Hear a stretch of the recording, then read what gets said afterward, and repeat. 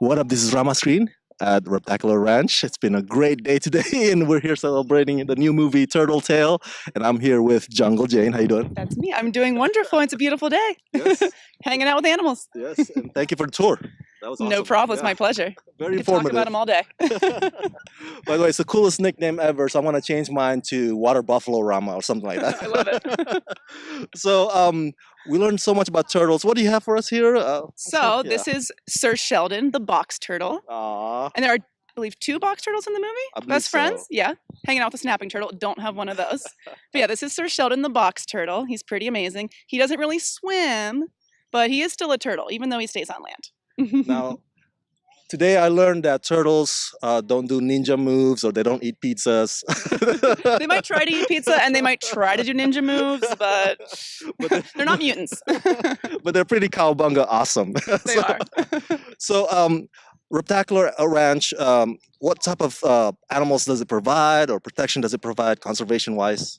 So in terms of conservation, when we provide our educational programs, Mm, which if you think about conservation, there's 3 main parts of it. There's doing the research, there's implementing conservation management, which could be laws and any kinds of things that you do to preserve animals in the wild. But education is also equally as important as those other 2. Because if we don't educate people about conservation and about wildlife, they're not going to want to help.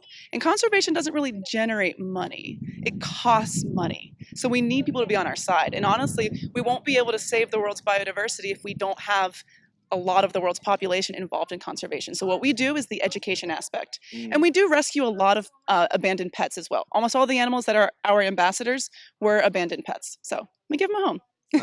I am a new fan of yours. For my Awesome. fans at home, where did this love and passion for animals come from for you? For me, well, as a child, my parents always took me to the park since like day one, day I was born, took me to the park, took me to the zoo. I'm from Cincinnati. They have an incredible zoo there. And of course, I don't love to see animals in captivity if they don't need to be, but zoos are conservation institutions and they're the place where I got educated about wildlife and it inspired me. So I started volunteering as young as I could, restoring habitats and just learning. And so I got my degree in biology and I've worked with everything from bats to sloths to reptiles. Wow, that is awesome. See, kids, stay in school. Yes. Or just get out there, get out in nature. Yeah, there you go. Learn. Nature is your school. Now, turtles, the stigma is they're slow. They take a long time to get to from point A to point B, but there's some depth and profundity that comes with that, right? By course. taking your time. What's Yeah. the lesson that a turtle can teach us? Well, sometimes being slow is better. Mm. Sometimes you don't want to be noticed. Mm. And oftentimes animals that are fast are noticeable. So for a tortoise or a turtle, if you're not built for speed, you might as well be slow and stealthy. I like that. And they can be pretty stealthy. But not all turtles are slow. I mean, think about sea turtles. They swim to that water and they just zoom. I couldn't swim as quickly as they could. That's right. They zoom right through. So yeah.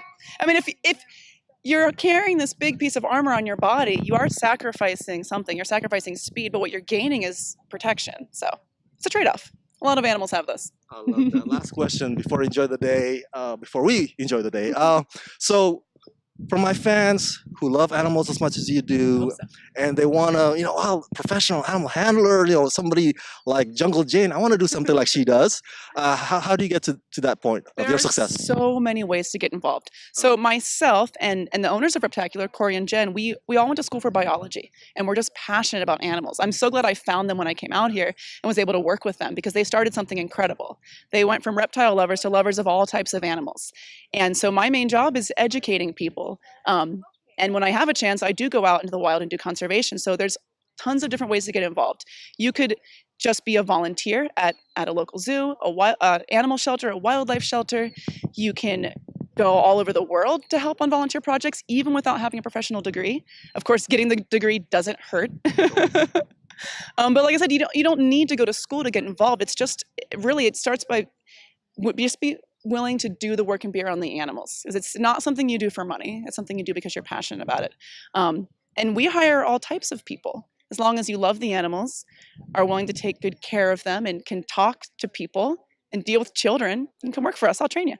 Awesome. Well, thank you so much for your time, Jungle Jane. This is Water Buffalo Rama signing out. Love Let's rock this. Bye.